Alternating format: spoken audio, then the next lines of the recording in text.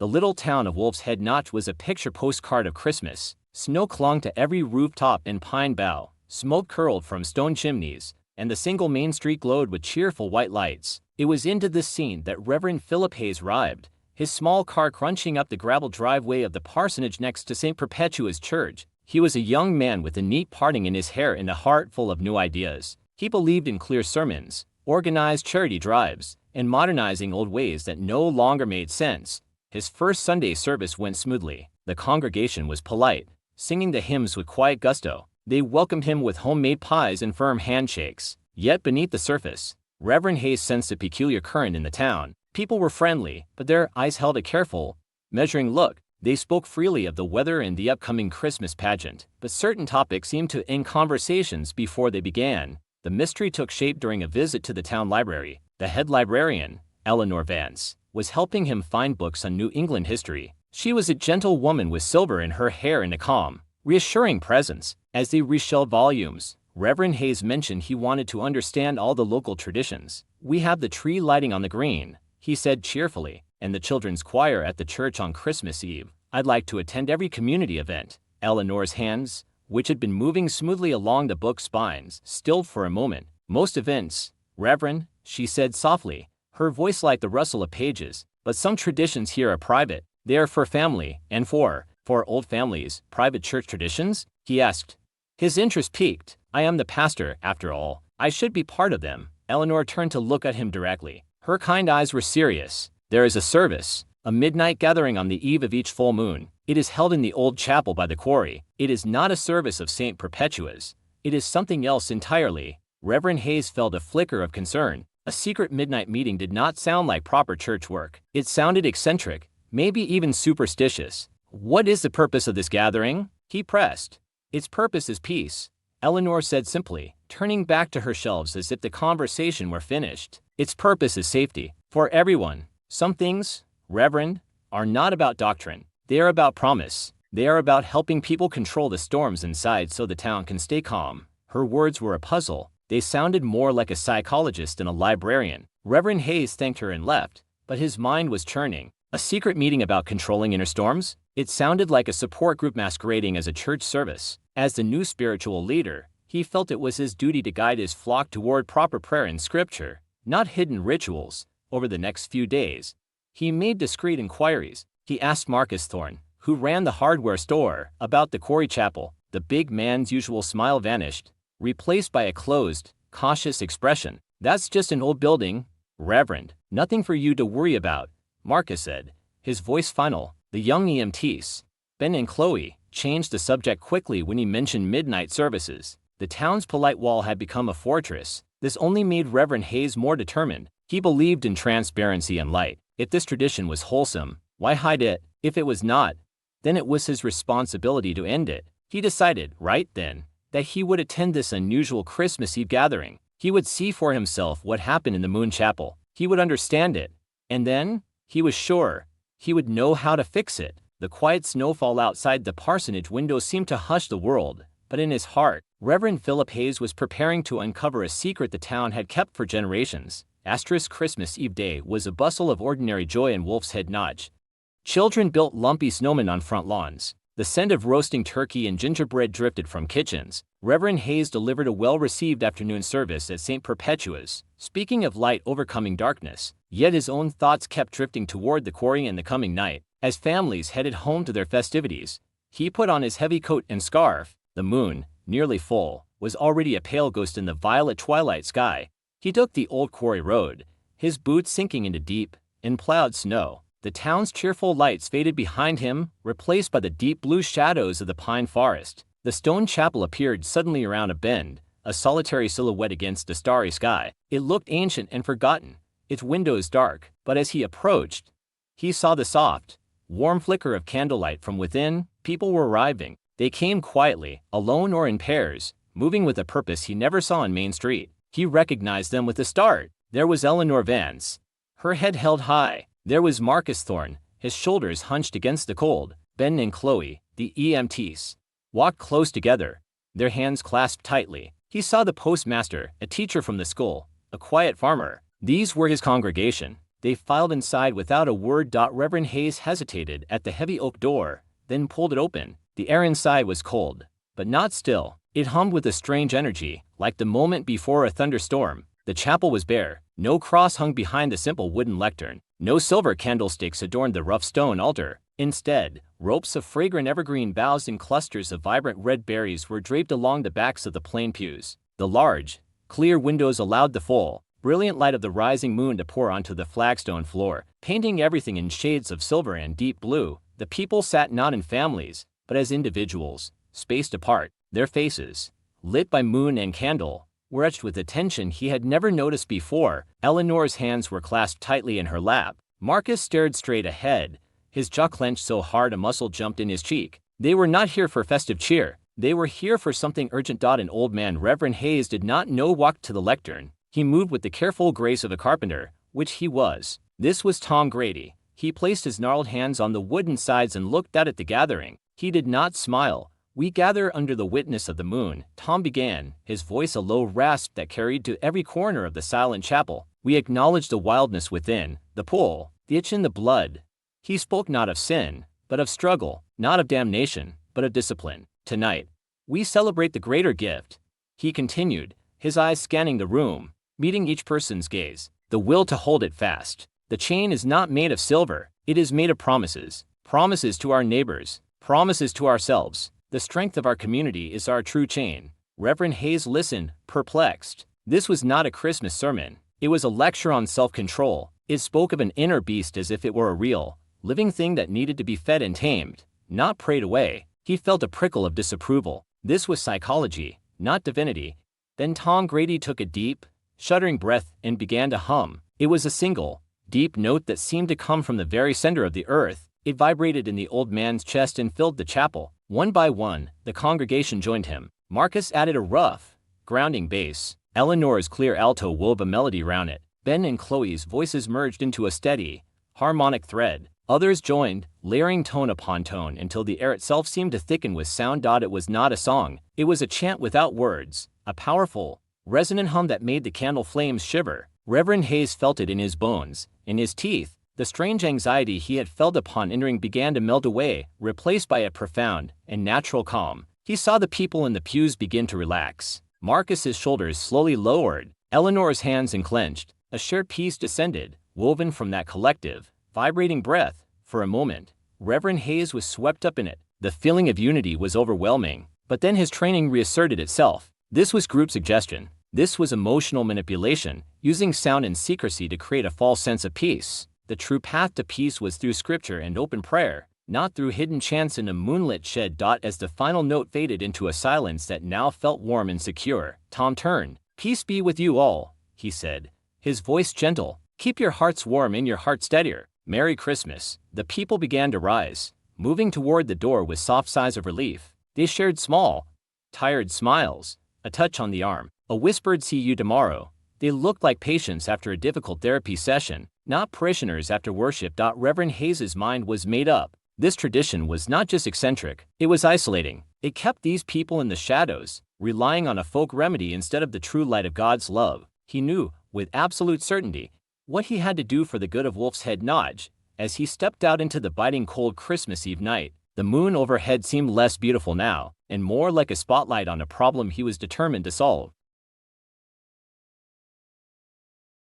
The Christmas Day service at St. Perpetua's was bright and crowded, filled with the rustle of new clothes and the sound of joyful carols. Reverend Hayes delivered a message of new beginnings. But his own thoughts were clouded by the memory of silver moonlight and low chants. He had spent a restless night, certain his duty was clear. The Moon Chapel gathering was a well-intentioned mistake, a relic of an unenlightened past. His congregation deserved better. They deserved modern guidance, not mysterious humming. The day after Christmas, a firm resolution settled over him. To properly end the tradition, he needed to understand its roots. He decided to search for facts. Believing the cold light of history would support his decision, he went to the town library, which was close to the public for the holiday week. Eleanor Vance was there anyway, sorting through a delivery of new books. Her calm smile faltered slightly when he stated his purpose. "I wish to study the town archives," he said, his voice echoing in the quiet building. "I understand there are records here. I want to learn about the founding of the Quarry Chapel, Eleanor studied him for a long moment. The kindness in her eyes was still there, but it was veiled by a deep, wary caution. The archives are historical record, she said carefully. They are not always easy to interpret. Reverend, I am the scholar of texts, Eleanor, he replied, a touch of pride in his voice. I can interpret, with a slow nod. She led him down a narrow staircase to the basement. The air was cool and smelled of old paper and stone. She unlocked a heavy door, revealing a small room lined with wooden cabinets and dusty ledger boxes. The town meeting minutes begin in 1842, she said, her hand resting on a specific cabinet. The personal journals and family papers are less organized. I will be upstairs if you need anything. Left alone, Reverend Hayes felt a thrill of academic pursuit. He began with the official town ledgers, the spidery handwriting recorded purchases of lumber, disputes over property lines, and notes on harsh winters. Then, as he turned a page from the winter of 1861, an odd entry caught his eye. December 22nd, voted to appropriate funds for lanterns along the quarry road after dark. The winter fever has taken hold again. Elias Gray reported missing livestock. All citizens urged to keep indoors on nights of the full moon. He turned more pages. The pattern repeated. Every few months, often in winter, there were notes of winter fever, predator attacks, or lunatic disturbances coinciding with the lunar cycle. There were expenditures for reinforced doors and rewards posted for the quarry wolf. Though no wolf was ever caught, the official history was a tapestry of strange monthly troubles that the town simply endured, frustrated by the vague official story. He turned to the crates of personal papers. He opened a water-stained box labeled Pastor's Effects. Inside, he found a leather-bound journal belonging to a Reverend Amos Caldwell, who served from 1850 to 1880. His heart quickened. This was a first-hand account. The early entries were mundane sermons and weather notes. Then he found the crucial page, dated January 10, 1853. The burden grows too heavy. The affliction is not of spirit, but of blood. Last night, into the full moon, I tended to Mary Thorne after the incident. Her husband, a good man, is shattered with guilt. He did not know his own strength. This curse, this moon sickness, will consume our town if left as a secret shame. I cannot exorcise what is not a demon, but perhaps I can offer a bargain. A sanctuary, not for worship, but for fortification. A place where the struggle can be shared, and where the promise to resist can be made aloud. Together, I have spoken to those who bear this burden. We have agreed. Tomorrow, we begin in the quarry chapel. Reverend Hayes's hands were cold. He read on. Pastor Amos wrote not of curing the sickness, but of managing it. He wrote of crafting steadiness exercises in communal breaths to focus the mind. He wrote of a solemn promise, a bargain between the moon sick and the town, safety for the community in exchange for a secret sanctuary. The journal described the first gatherings, the trial and error of finding the right sounds, the right words to build a wall of willpower. It was a manual for containment, written with compassion and desperate practicality. He closed the journal. The old leather creaking in the silent room. The facts were there, undeniable, but Reverend Hayes filtered them through his own unwavering beliefs. He saw a tragic history of mental illness or a strange genetic fever, misunderstood by a primitive community. He saw a long-ago pastor who, lacking modern knowledge, created a psychological ritual instead of seeking real help. To him, the journal proved the tradition was born of ignorance. Continuing it was a perpetuation of that ignorance. His congregation needed counseling, support groups, and prayer, not a monthly chant in a freezing chapel. He climbed the stairs, the journal in hand. Eleanor was waiting at her desk, her gaze steady and knowing. You found Reverend Amos's book, she said. Not a question. I did. Hayes replied, his voice firm with new conviction. It is a tragic story. He did his best with the limited understanding of his time, but we have better tools now. We have science and modern theology. Clinging to this old ritual is not honoring those people, it is keeping them in the dark. Eleanor looked at him with an expression of profound sadness. You see the history, Reverend, she said softly, but you are not listening to it. That journal is not a record of ignorance. It is a record of a promise. Breaking a promise is a dangerous thing, but Reverend Hayes's mind was set. He had the historical evidence he needed. The Moon Chapel tradition was a relic, a leftover from a fearful and enlightened past. His path was clear. He would help Wolf's Head not step out of those old shadows and into the modern light. He thanked Eleanor for her help and left the library, the winter sun feeling bright and cleansing on his face. He did not see Eleanor. Watch him go, her hand resting protectively on the old ledger cabinet, as if comforting the spirits of the past he had just awakened. Reverend Hayes spent the final Sunday of the year preparing his sermon with a sense of urgent purpose. He stood in the warm, familiar pulpit of St. Perpetua's. Sunlight streaming through the stained glass and painting the pews in colors of ruby and gold. The faces looking back at him were the same kind faces of his flock. He saw Eleanor, Marcus, and Ben and Chloe sitting together. He took a deep breath, choosing his words with care. "My friends," he began, his voice resonating in the quiet church. "The new year is a time to reflect on our traditions, to ask if they still serve us, if they still bring us closer to grace." He spoke of moving forward, of not being chained to the past. He talked about the importance of community and openness. Then he came to the point he had carefully woven into his message. Some traditions, born in a different time, can become walls instead of bridges. They can keep us separate in our struggles. After much prayer and study, I believe the monthly gathering at the Quarry Chapel has served its purpose. It will be discontinued. A silence fell over the congregation. It was not a peaceful silence. It was a thick, heavy quiet, like the air before a storm breaks. Every face seemed to freeze. The friendly warmth that usually filled the church drained away, replaced by a chill that had nothing to do with the winter outside. Reverend Hayes saw Eleanor close her eyes. Marcus stared straight ahead, his expression unreadable as stone. No one looked at him, no one nodded in agreement. They simply sat, perfectly still, as if turned to ice. He finished his sermon quickly, gave the blessing, and watched as his congregation filed out. They did not linger for their usual chatter. They did not shake his hand. They moved in a quiet, hurried stream toward the doors, heads down, offering only muted, distant goodbyes. The vibrant community he had praised moments before had vanished. Leaving behind a hollow shell of a church, the coldness did not lift in the days that followed. Wolf's Head not became a different town, where people once waved from porches. They now turned to attend to chores.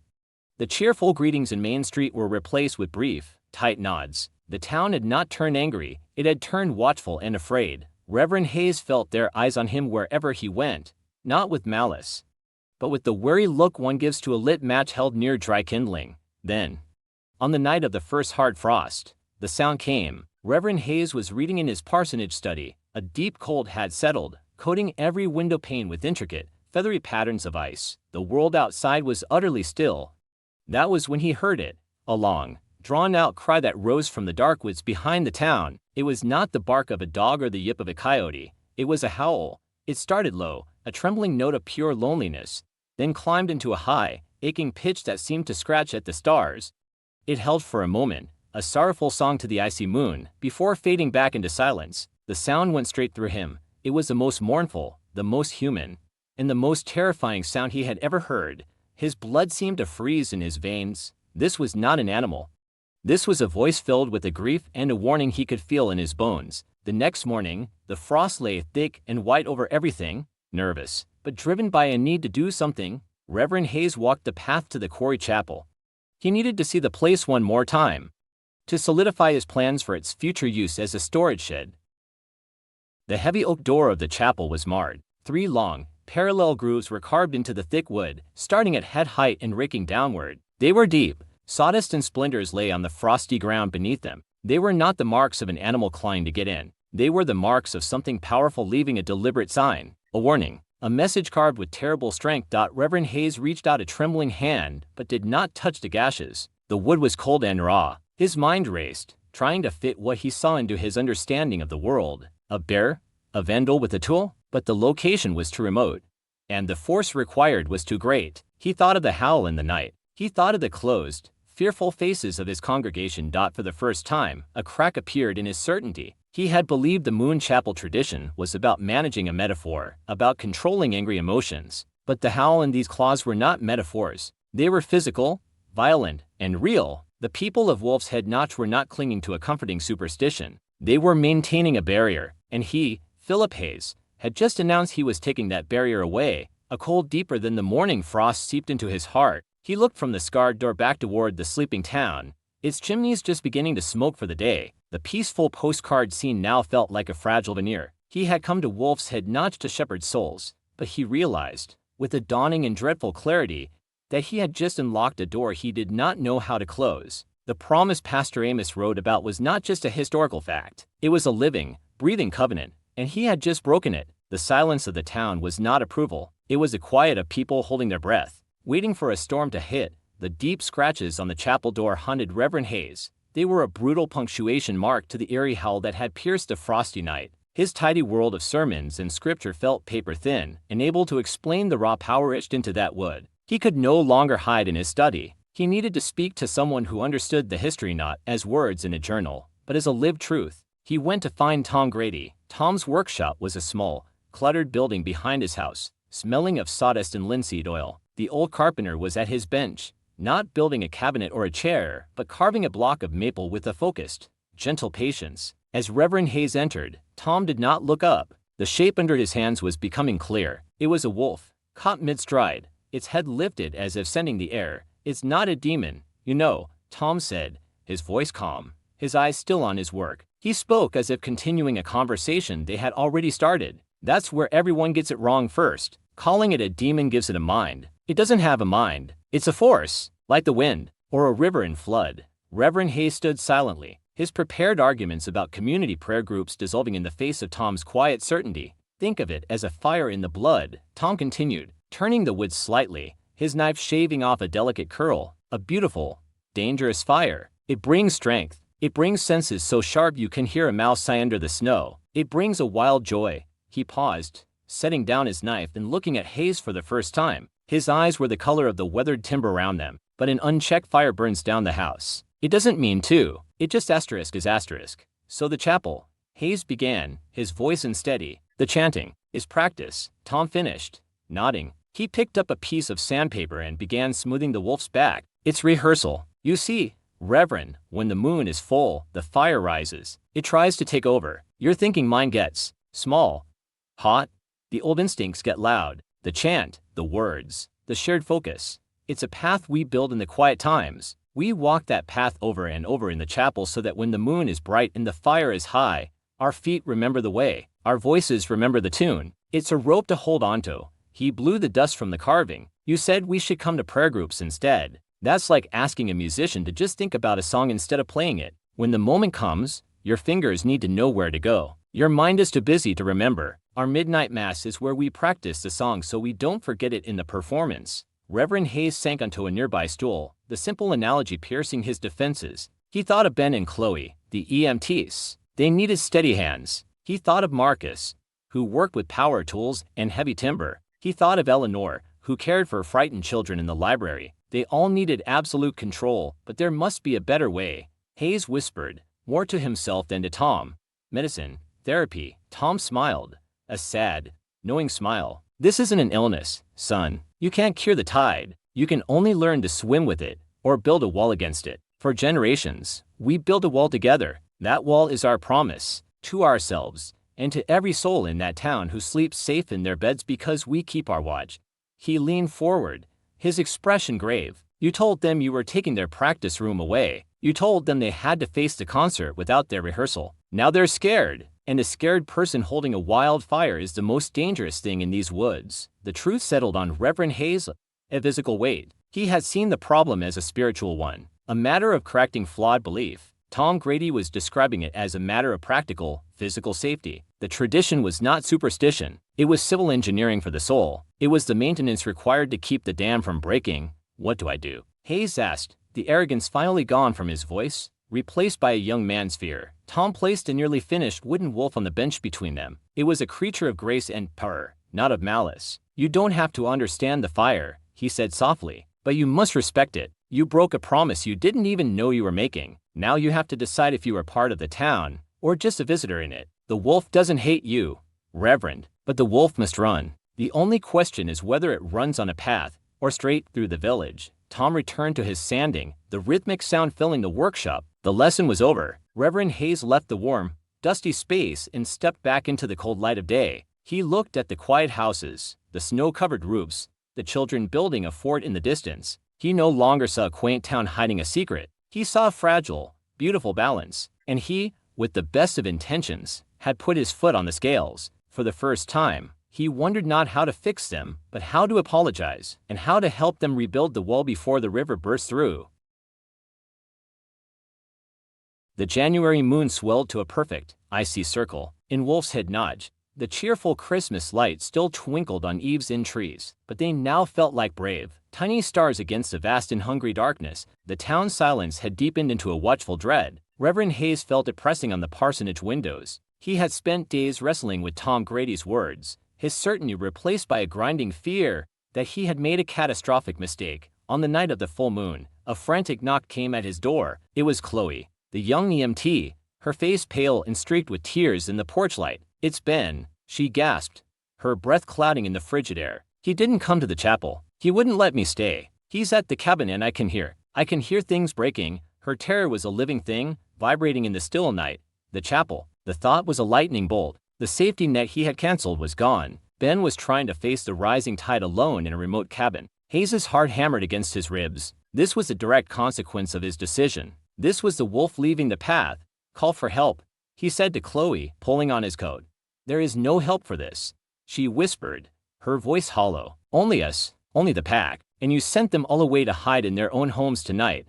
Her words were a knife. He had scattered the community, isolating each person with their private storm. Without another thought, he ran with Chloe to his car. They drove in silence, the headlights cutting a frail tunnel through the black woods toward Ben's isolated hunting cabin. They heard it before they saw it, a raw, agonized sound, half shout and half snarl, ripped from inside the small building. The crash of splintering wood followed. A window was already broken. Chloe cried out, stumbling toward the door, but Hayes grabbed her arm. The rational part of his mind screamed that he should flee, call the sheriff, do anything but this. But the larger part, the part now drowning in guilt and responsibility, knew there were no authorities for this. There was only the broken promise, and him. He thought of Tom's lesson. Asterisk, you don't have to understand the fire, but you must respect it. Asterisk, he thought of the low, stabilizing hum that had calmed the entire chapel. He did not know their chant. He did not share their blood, but he was a man of words and song. It was all he had to offer. "Stay behind me,"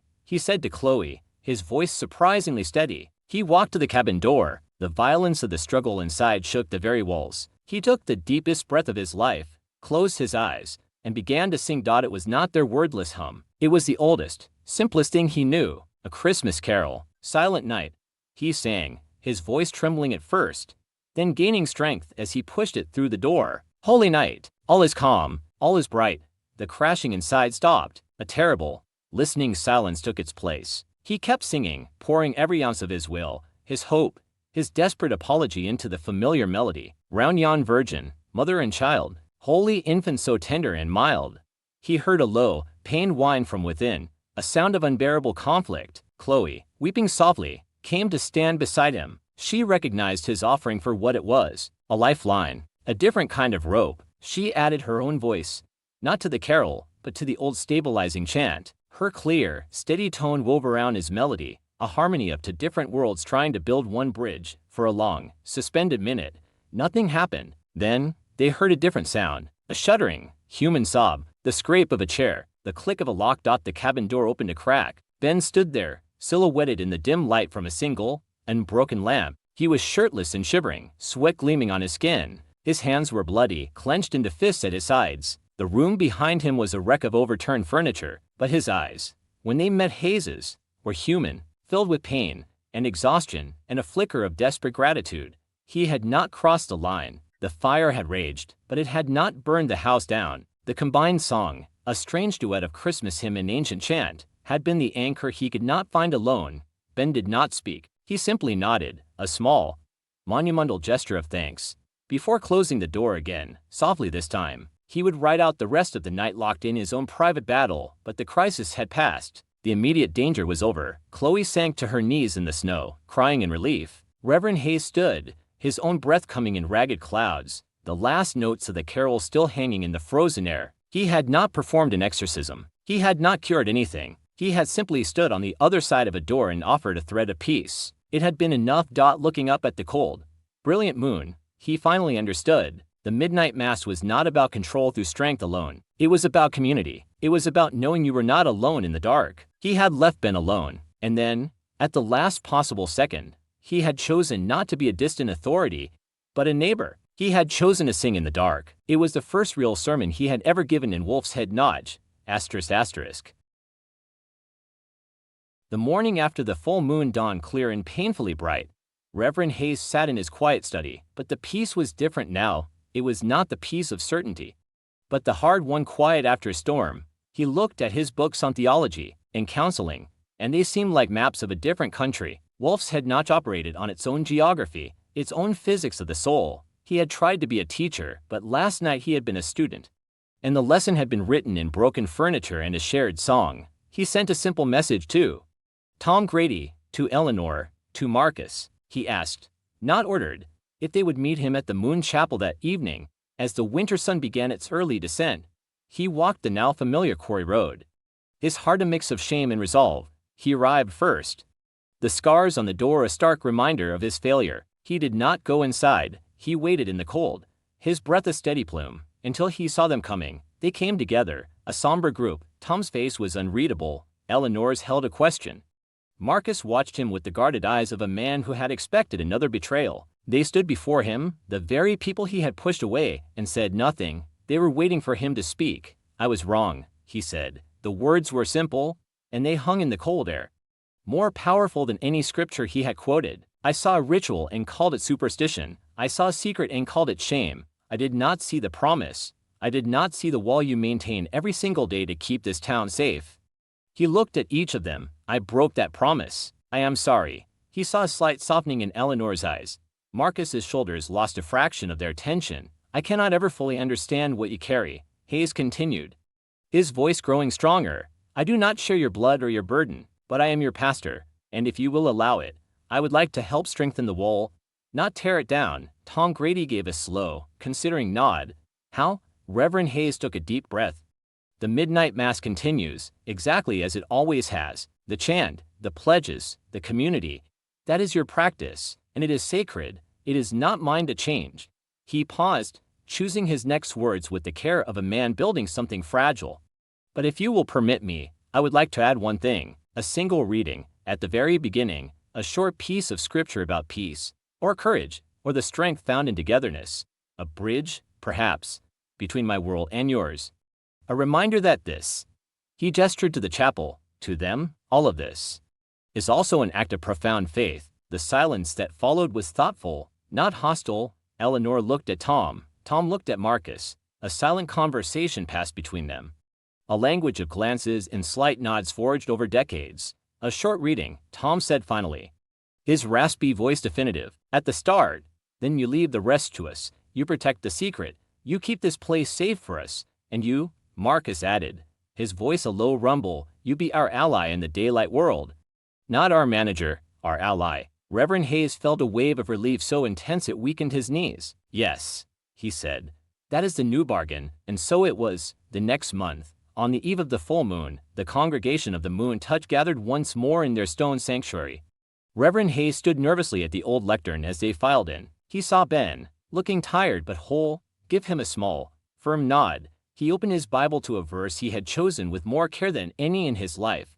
Let us begin, he said, his voice echoing softly.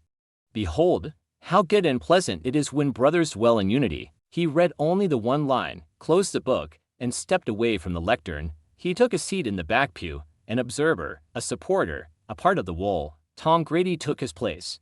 The old words were spoken. The deep, stabilizing chant began, weaving its tapestry of calm and control under the moon's gaze. Reverend Hayes did not join the hum. He simply listened. He watched the faces in the candlelight lose their sharp anxiety, watched the community hold each other up with nothing but sound and will. He finally understood. This was their true worship, not a plea to a distant heaven, but the daily, hourly, minute-by-minute miracle of choosing to be civilized. It was the hardest and holiest thing he had ever witnessed. From that night on, the midnight mass for the Moon Touch continued. Reverend Philip Hayes kept his promises. He became their guardian in the world of sunlight and ordinary days, and once a month, under the moon's eye, he would offer a single line of ancient poetry about peace, a tiny spark of traditional light to illuminate their ancient, necessary dark. Together, they kept the watch. Together, they maintained the wall, and the town of Wolf's Head not slept safely on, its deepest secret not a curse, but a covenant. Sung softly into the winter night. The end.